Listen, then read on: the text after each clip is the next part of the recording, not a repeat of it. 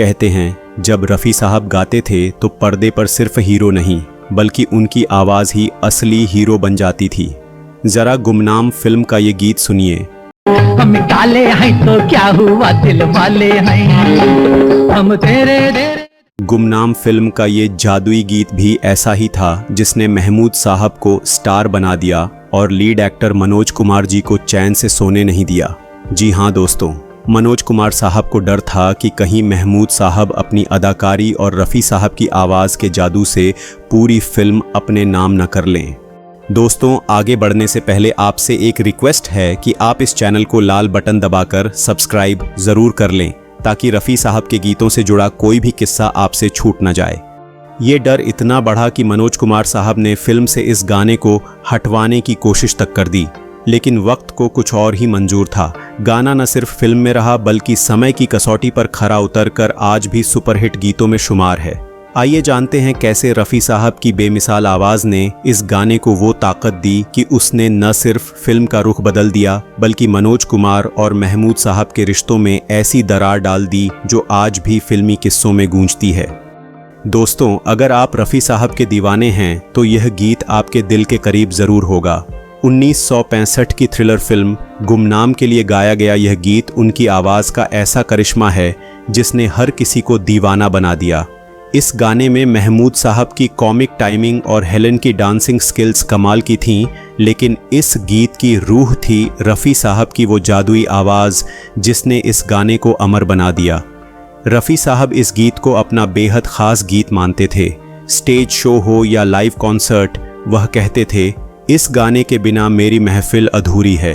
पहली बार लोगों ने रफ़ी साहब को इस तरह किसी गीत को गाता हुआ देखा था और सबको विश्वास हो गया कि रफ़ी साहब हर किस्म का गीत गाने में माहिर थे। हम काले हैं तो क्या हुआ, दिल वाले हैं हम तेरे चाहने वाले हैं। जब शैलेंद्र के जादुई शब्द और मोहम्मद रफ़ी साहब की रूहानी आवाज़ मिलते हैं तो नतीजा सिर्फ एक गाना नहीं बल्कि एक अमर धरोहर बनता है। इस गीत के बोल लिखे थे महान गीतकार शैलेंद्र ने, जिन्होंने खुद अपने जीवन में अपने सांवले रंग को लेकर कई बार अपमान सहा था।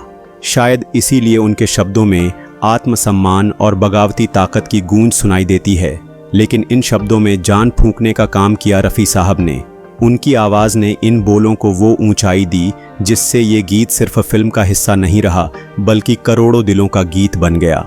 1965 की गुमनाम साल की सबसे ज़्यादा कमाई करने वाली फिल्मों में से एक थी और इसके सुपरहिट होने का सबसे बड़ा श्रेय रफ़ी साहब के इस गीत को ही दिया जाता है। हम काले हैं तो क्या हुआ, दिल वाले हैं हम काले। ज़रा सोचिए, क्यों एक फिल्म का गीत उस फिल्म के मेन हीरो की नींद उड़ा देती है? जवाब है मोहम्मद रफ़ी साहब की आवाज़। गुमनाम फिल्म की शूटिंग शुरू होते ही सेट पर एक अजीब सा तनाव फैल गया था। मनोज कुमार और महमूद साहब के बीच की खामोशी सबको महसूस हो रही थी।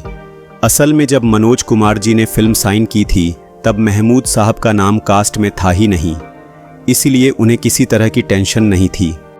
लेकिन फिल्म के डिस्ट्रीब्यूटर्स को लगा ये कहानी मर्डर मिस्ट्री पर आधारित है, अगर इसमें कॉमेडी का तड़का न लगाया गया तो फिल्म बहुत बोरिंग हो जाएगी और यहीं से फिल्म में महमूद साहब की एंट्री हुई। पर मनोज कुमार जी के लिए असली चिंता तब शुरू हुई जब उन्हें पता चला कि महमूद साहब पर एक गीत फिल्माया जाएगा और उसको खुद रफ़ी साहब गाने वाले हैं। और क्योंकि रफ़ी साहब की आवाज़ किसी भी गाने को फिल्म की धड़कन बना देती थी, यही डर मनोज कुमार साहब को भीतर ही भीतर खाए जा रहा था। रिकॉर्डिंग की शुरुआत होते ही लोगों ने कहना शुरू कर दिया कि महमूद साहब पर रफ़ी साहब का एक ज़बरदस्त और मज़ेदार गाना फिल्माया जाने वाला है। ये सुनते ही मनोज कुमार साहब का पारा चढ़ गया। पहले से ही महमूद साहब और मनोज कुमार के बीच चल रही तकरार इस खबर से और तेज़ हो गई। मनोज कुमार साहब को डर था कि रफ़ी साहब की आवाज़ का जादू महमूद साहब के किरदार को इतना चमका देगा कि फिल्म का असली हीरो कहीं पीछे छूट जाएगा। मनोज कुमार इस खबर से इतने विचलित हुए कि सीधे निर्माता एन सिप्पी के पास पहुंच गए।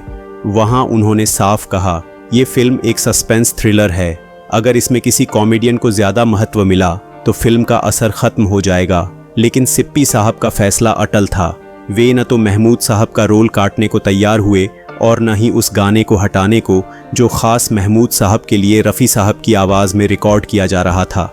असल में समस्या गाने से नहीं थी, बल्कि इस बात से थी कि रफ़ी जैसे महान गायक की आवाज़ महमूद साहब के किरदार को इतना दमदार बना सकती थी कि मनोज कुमार साहब को डर था कि इस गाने की वजह से कहीं हीरो की चमक फीकी न पड़ जाए और दर्शक इस फिल्म को सिर्फ महमूद साहब के लिए याद रखें। जब फिल्म गुमनाम रिलीज हुई तो मनोज कुमार का डर सच्चाई में बदल गया। फिल्म का सबसे बड़ा आकर्षण वही गीत निकला जिसे वे हटवाना चाहते थे। फिल्म ने बॉक्स ऑफिस पर धूम मचा दी और महमूद साहब पर फिल्माया गया यह गाना हमेशा हमेशा के लिए सुपरहिट बन गया। आज भी लोगों को गुमनाम की कहानी याद हो या ना हो, लेकिन रफ़ी साहब का ये गीत सुनकर लोगों के चेहरे खिल जाते हैं। उनकी आवाज़ ने इस गीत को सिर्फ एक हिट गाना नहीं बल्कि एक अमर धरोहर बना दिया।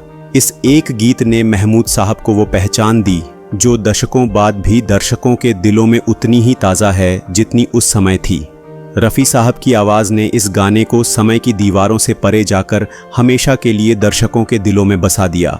ये था कमाल रफ़ी साहब का, जिनकी आवाज़ पाने के लिए फिल्म के मेन किरदारों में इनसिक्योरिटी पैदा हो जाती थी। आप कमेंट ज़रूर करना कि आपको ये वीडियो कैसा लगा। अगर आपको ये वीडियो पसंद आया हो तो इसे लाइक करें, अपने दोस्तों के साथ शेयर करें और ऐसे ही रफ़ी साहब के सदाबहार गीतों के किस्से सुनने के लिए इस चैनल को सब्सक्राइब करना न भूलें।